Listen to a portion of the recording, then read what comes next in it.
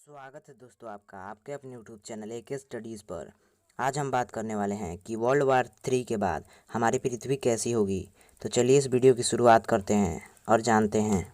Finally world war की शुरुआत हो चुकी है, जिसमें रसिया, यूक्रेन और अमेरिका जैसे देश शामिल हैं। जिसमें रसिया चाहता है कि जो जो उससे अलग हुए हैं वो सारे एक होकर फिर से सोवियत संघ का हिस्सा हो जाएं। तो हमने यह जान लिया कि ये युद्ध की शुरुआत क्यों हुई है। अब हम बात करते हैं कि वर्ल्ड वार 3 के बाद क्या होगा। वर्ल्ड वार 3 में सबसे ज़्यादा नुकसान पृथ्वी पर रहने वाले लोगों को होगा। तो चलिए अब हम जानते हैं कि कैसा होगा न्यूक्लियर वार यानी कि वर्ल्ड वार 3। 30 अक्टूबर 1961 ये वो दिन था जब सोवियत संघ ने दुनिया को अपनी ताकत दिखाने के लिए दुनिया का सबसे पावरफुल परमाणु बम द सार बम्बा को अपने नोविया जाम्बिलिया टेस्ट साइट पर ड्रॉप किया। इस ब्लास्ट से उस वक्त इतना हीट और इंटेंस पैदा हुआ कि करीब 100 किलोमीटर दूर खड़े लोगों को 3rd डिग्री बर्न का सामना करना पड़ा था और 9495.5 किलोमीटर के एरिया में मौजूद पूरी ज़मीन बस एक बंजर बनकर रह गई।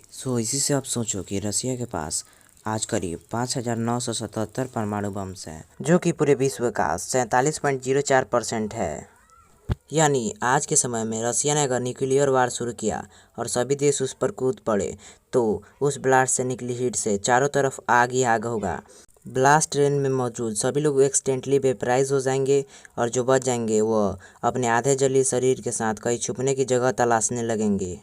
पर सैडली ये तो बस शुरुआत है। इसके बाद तो असली खेल की शुरुआत होगी with the series of events starting with number 1 rapid global warming. Blast और उसके हीट से पैदा हुए फॉरेस्ट फायर से पृथ्वी का ऑक्सीजन लेवल तेज़ी से गिरने लगेगा, जिससे आसमान में बस टॉक्सिक गैसें ही राज करेंगी। अब क्योंकि यह ग्रीन हाउस गैसें हैं तो पृथ्वी के टेम्परेचर और भी तेज़ी से बढ़ने लगेगा और पोलर आइस तेज़ी से मेल्ट होने लगेंगे, जिसके कारण सी लेवल राइज होगा और एसिड रेन की शुरुआत होगी। एसिड रेन जब ब्लास्ट से निकली हीट अपने चरम पर होगी तो उससे समुंदर का पानी तेज़ी से इवापोरेट होगा और उससे बनने बादल टॉक्सिक गैसेस के साथ मिलकर एसिड रेन के तौर पर बरसेंगे।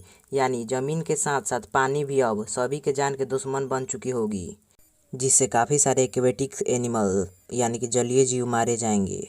Number 3 earthquakes and सुनामीज़।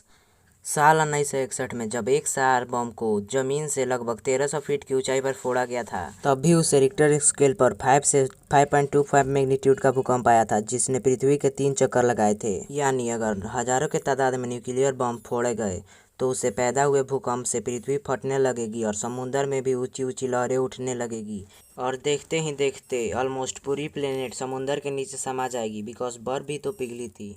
कहने का मतलब इतना है कि इस वक्त तक इंसानों का नामो निशान मिट चुका होगा, लेकिन केवल इंसानों के मिट जाने से ये सीक्वेंस ऑफ इवेंट्स अभी ख़त्म नहीं होगा, क्योंकि इन सब के ख़त्म होने के बाद शुरू होगा पृथ्वी का पहला man made ice age. Number 4 man made ice as.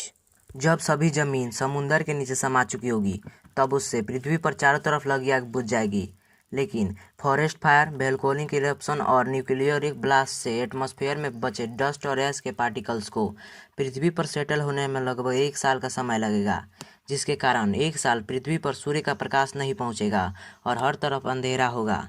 तब पृथ्वी का तापमान तेज़ी से कम होगा और शुरू होगा पहला मैन मेड आइस एज।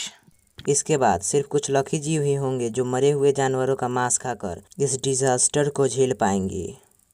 लेकिन 1 साल के बाद जब ऐश और डस्ट के पार्टिकल्स पृथ्वी पर सेटल होने लगेंगे और सूर्य की किरणें फिर से पृथ्वी तक पहुंचने लगेगी, तब जाकर पृथ्वी फिर से खुले में सांस ले पाएगी, because the rebirth of plants.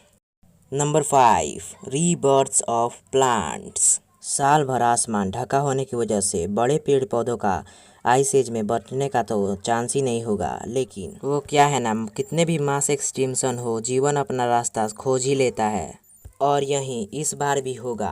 पेड़ पौधे जो सीड्स और स्पॉट्स पैदा करते हैं वह इतने टफ होते हैं कि वह ज़्यादातर नेचुरल और मैन मेड डिजास्टर को बखूबी झेल लेते हैं और जब फिर से धूप खिलेगी तो ज़मीन पर सेटल हुई राख और डिकिंग एनिमल से मिले न्यूट्रिएंट्स और फिर से पिघले पानी से पेड़ फिर से फलने फूलने लगेंगे और पृथ्वी फिर से हरी भरी हो जाएगी।